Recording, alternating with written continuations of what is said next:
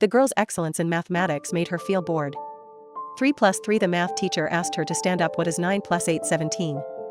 The teacher nodded, said, you're good. What is 57 plus 135? 32. To assert authority, she posed a challenging question. 57 multiplied by 5? 135. The girl seemed to be in a dilemma, but the teacher didn't let her sit down, continued teaching. 7,695. The teacher checked with a calculator. The answer was correct. The teacher was amazed by the girl's mathematical abilities, even gave her a square root problem. After school, the teacher informed her guardian that she might be a math genius. The uncle hastily denied it, claiming it was a family skill. The teacher searched her surname on Google, discovered that her mother was a Nobel-level mathematician. Numerous honors on the next page of the search results. It mentioned the girl's mother had committed suicide a few years ago. The uncle's resume was also impressive. He wasn't a captain but a philosophy professor at Manhattan University. Now working as a dock worker repairing ships, living poorly. However, the girl's mathematical talent still shone. At the age of 7, she mastered advanced mathematics, finding elementary school exams too simple. By the time the teacher finished handing out the test papers, she had already completed them. When given high school exams, she also found them easy. Influenced by her uncle, she had a sense of justice.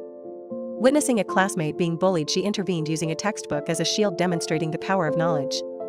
This conflict attracted high attention at the school, leading to the uncle being called to the campus. The principal attributed the girl's character issues to her upbringing, poverty. But the uncle argued that compassion, empathy, like talent, were precious. The principal suggested sending her to an elite school with free tuition, a full scholarship. But the uncle refused, fearing a repeat of her mother's tragedy. The girl's life would be all about mathematics, devoid of a true childhood. The arrival of an old lady disrupted the calm days. She was the girl's grandmother, a former top mathematician who had left academia after marriage, placing her hopes of solving world-class mathematical problems on her grandchildren. For 10 years the grandmother had not visited. But she suddenly appeared upon discovering her granddaughter's mathematical talent, hoping to gain custody to help her solve this problem. The professor at MIT believed this girl to be a mathematical genius but doubted her abilities, giving her a world-class math problem. The girl furrowed her brow, staring at the blackboard for half an hour with no clue. The professor smugly assumed she wasn't as good as her grandmother claimed, angered the grandmother, who took the girl away. However, the girl stated that the problem wasn't worth solving, it was wrong, he had forgotten the negative exponent. Upon hearing this, the grandmother brought her back.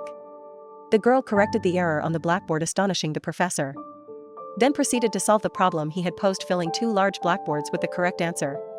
When asked why, she pretended not to have seen the problem before. Impressed by her talent, the professor was taken aback. The grandmother decided to fight for custody, providing the best learning environment for her. However, the girl believed the messy house her uncle were her true family home. In court, upon meeting the first grandmother, who disregarded the girl's feelings, even brought her biological father, who had abandoned her before she was born, couldn't even spell her full name. The judge deemed him unfit to make decisions for the girl, halting the trial. Back home, the girl locked herself in her room crying. It was her first realization that her biological father was still alive, living nearby, but hadn't visited her in 8 years. One day her uncle took her to the hospital, where they waited until dawn. As a baby's cry filled the air, her uncle woke her, showing her the joy of new life, a baby boy just like she was when she was born. The custody battle continued. The uncle's financial struggles were his biggest weakness. Ultimately, he relented, choosing to place the girl in a wealthy family until she could decide for herself as an adult. Unbeknownst to him, the wealthy grandmother secretly bribed family members to hire tutors to help the girl with math problems. Upon discovery, the uncle was furious, quickly brought the girl back home. Despite feeling abandoned by her uncle, the girl ran away with her uncle, catching up, holding her close, determined not to let her go. He admitted to making a mistake, expressing deep regret.